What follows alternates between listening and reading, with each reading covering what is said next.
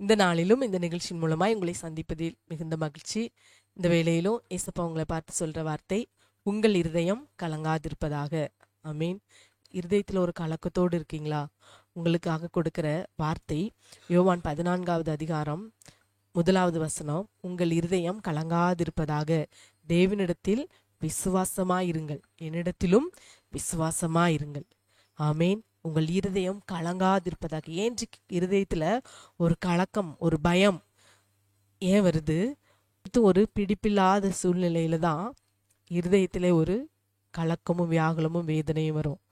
ஒரு காரியத்தை நாம் நம்பியிருப்போம், அந்த நம்பின காரியம் நமக்கு கைகூடாத சூழ்நிலையில ஒரு கலக்கமும் ஒரு பயமும் இருதயத்திலே வரும்.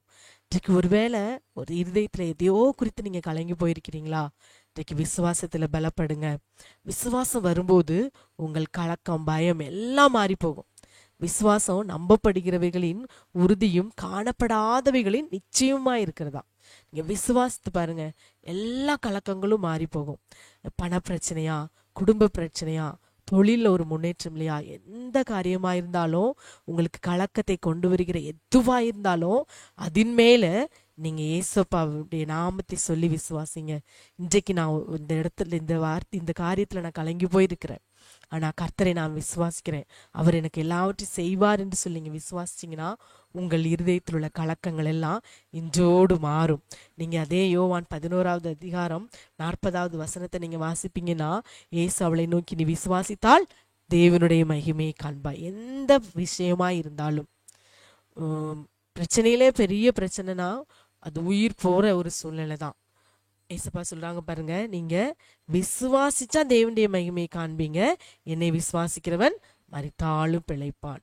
விசுவாசிச்சா மரணத்துல இருந்து கூட ஒரு உயிர் கிடைக்கும். மறைத்து போன ஒரு சூழ்நிலையில இருந்து கூட ஒரு பிழைப்பு கிடைக்குமா, ஒரு உயிர் கிடைக்குமா, ஒரு ஜீவன் கிடைக்குமா. அப்போ மரணத்தை விட கொடியது, வலியது இந்த உலகத்துல வேற எதுவுமே இல்லை.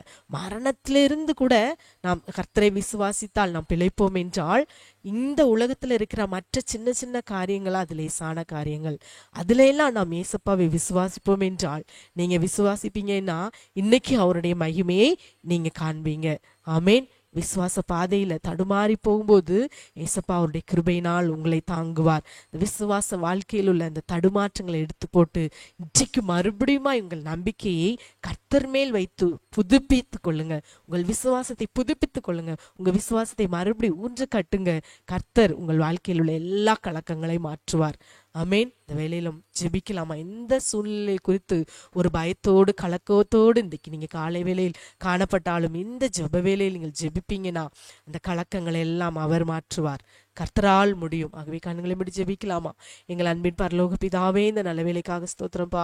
இந்த நிகழ்ச்சியை கேட்டு என்னோடு கூட ஜெபிக்கிற ஒவ்வொரு பிள்ளைகளுடைய வாழ்க்கையிலும் இருக்கிற இந்த நேரத்தில், இந்த நிமிஷத்தில் அவங்க இருதயத்தில் இருக்கிற எல்லா கலக்கங்கள், எந்த காரியத்தை குறித்து ஒரு கலக்கம் இருக்குமானால், நோயினால் ஒரு கலக்கமோ, கடன் பிரச்சனையினால் ஒரு கலக்கமோ, வறுமையினால் ஒரு கலக்கமோ, எந்த சூழ்நிலை பிள்ளைகளுடைய காரியத்தை குறித்து ஒரு கலங்கி போய் நிற்கிறார்களோ, இந்த வேலையில் எல்லா கலக்கங்களையும் மாற்றுங்க ஏசப்பா. உங்கள் இருதயம் கலங்காதிருப்பதாக, என்னிடத்தில் விசுவாசமாயிருங்கள் என்று சொன்னீங்களப்பா.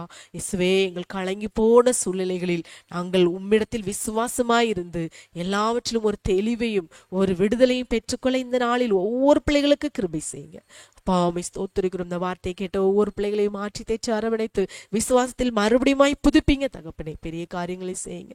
வானத்தையும் பூமியும் படைத்த கர்த்தரை நான் விசுவாசிக்கிறேன், அவர் எல்லாவற்றையும் எனக்கு ஜெயமாய் செய்து முடிப்பார் என்ற ஒரு நம்பிக்கை, இந்த நாளில் ஒரு அசைவில்லாத ஒரு நம்பிக்கை பிள்ளைகள் ஒவ்வொருடைய இருதயத்திலும் மறுபடியும் நீர் ஊன்று கட்டுங்கப்பா.